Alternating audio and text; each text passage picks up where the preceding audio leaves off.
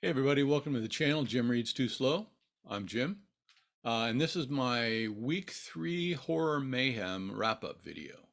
Horror Mayhem, of course, is a month-long reading of short horror fiction organized by the Bookish Bryants.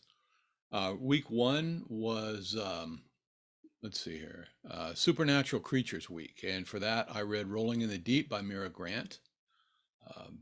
Week 2 was Gothic Horror. I read Mary Shelley's Frankenstein and Young Goodman Brown by Nathaniel Hawthorne.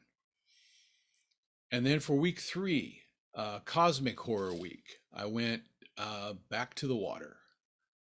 I read The Harbor Master by Robert W. Chambers. This is a story from 1899. It was first published in a magazine, but actually it was the first 5 chapters of Chambers' book In Search of the Unknown, a novel that details the travels of a cryptozoologist. Nevertheless, it is a complete story in itself.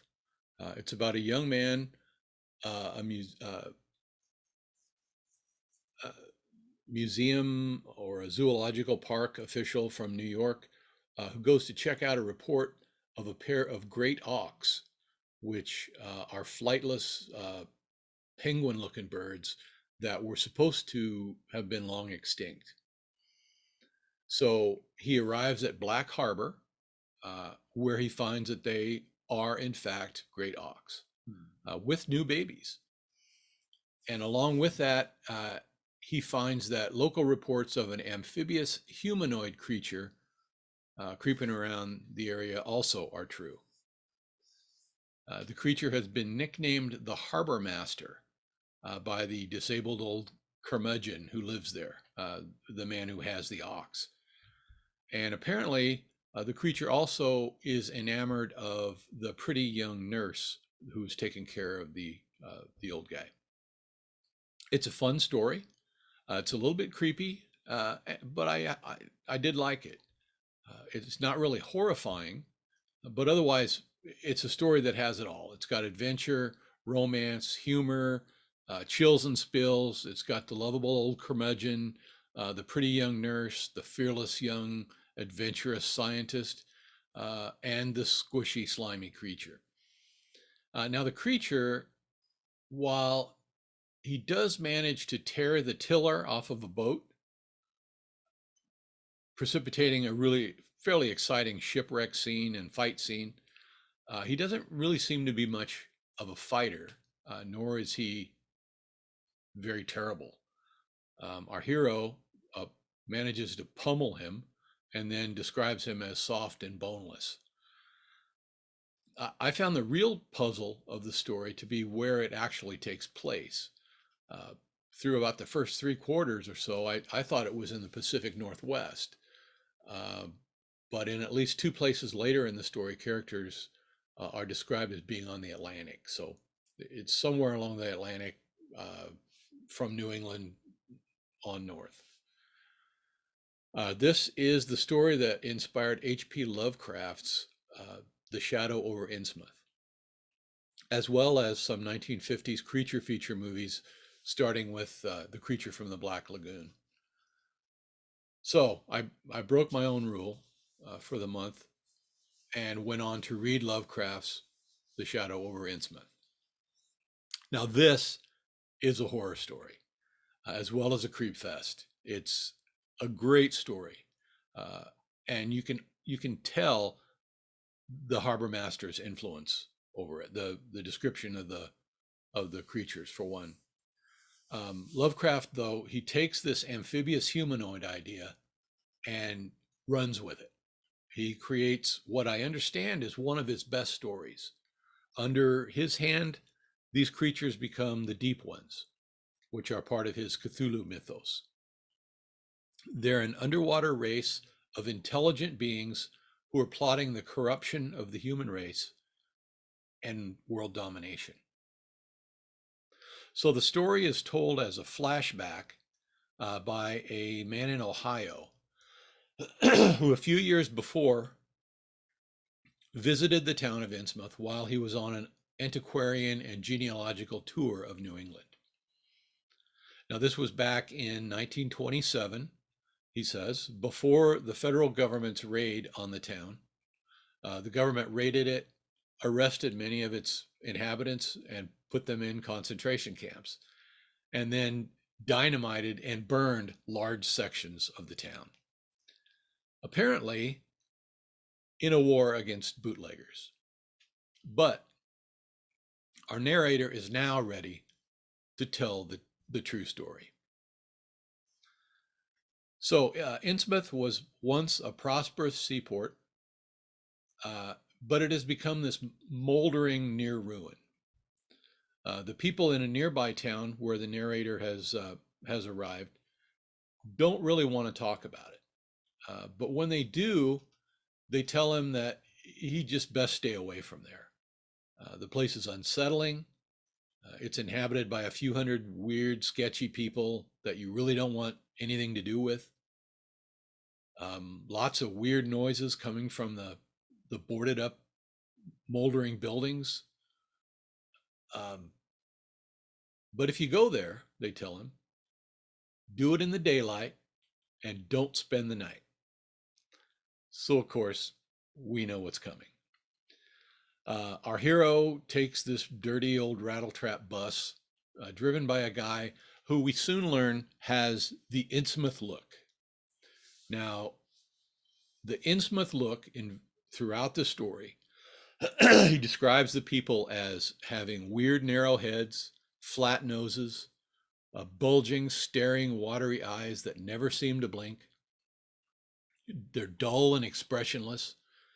They have this crouching, shambling walk that has a dog-like subhumanness. Their speech is a nearly indecipherable guttural croak. Also, excuse me. Also, he describes them as having a greasiness. They're sullen, dirty, unkempt, uncouth, repellent, and they smell like fish. So, our hero gets there and immediately heads out on a walking tour of the town. And he learns that the town is everything that he's been warned about. He describes it as, in one place, a festering city of death and decay. He says it's tainted looking, with a blight of intangible shadow, a blight of intangible shadow. His descriptions just continue to kind of ramp up this general creepiness, the dread and terror and horror. Lovecraft just sets this mood and then just hammers you with it nonstop through the entire story. So eventually, in his walking around, he meets this normal-looking old guy, and he has to get him drunk so that he'll talk. And this guy spills everything about the history of the town. So he says, years ago, one of the town fathers, a sea captain named Marsh, in his travels in the Pacific, learned of this race of amphibious humanoids. They were part of this vast underwater civilization. And they did things to help the inhabitants of one of the islands that he traded with. Okay, jump ahead. Years later, after Marsh has returned home to Innsmouth, the economy there starts to tank. So he gets in touch with these amphibians through these means that are at his disposal. And he starts making deals with them. That brings a measure of prosperity to the town, but the trade-off is human sacrifice and interbreeding between the surviving townsfolk and the amphibians. The result, this old guy continues, the resulting offspring of these unions, they start off looking like normal human beings. But as they age, they gradually develop the characteristics of the Innsmouth look. And as they continue to age, they reach a point where they just stop going out in public altogether because they don't want to be seen. They gradually transform into fish people. Now, the upside of that, there is an upside, is that when they fully become fish people, They can just go slip into the water, join the amphibian civilization, and live forever. So, of course, the narrator doesn't believe any of this. At first, because the old guy is a rambling drunk. But then also, of course, he winds up spending the night in Innsmouth. And during that period, while he doesn't get much rest, he does learn that everything the old guy has told him is absolutely true. So during the night, they come for him. There's a great chase scene. The narrator tries to escape the town, and in the process, as I said, he learns that what this old guy has told him is true. He sees the evidence for himself. Now we assume that the fish people are trying to get him so they can kill him, to shut him up so he can't reach the outside world and tell everyone about, their shenanigans, their nefarious plans for the human race. But if that is the reason that they're after him, they fail. As we know, this is a flashback, and our narrator tells us early on that he is the one who has gone to the authorities, precipitating the aforementioned raids. The story has a great twist at the end, which I did not see coming, although going back and rereading it, the clues are all there. I really did enjoy this story. It was a fun read. It was very satisfying. It did creep me out on several different levels. So yeah, H.P. Lovecraft, The Shadow over Innsmouth. I hate to say it, but this was probably the best thing I've read during Horror Mayhem. So I went from there to Irvin S. Cobb's short story Fishhead, published in 1913. It's a weird little story about,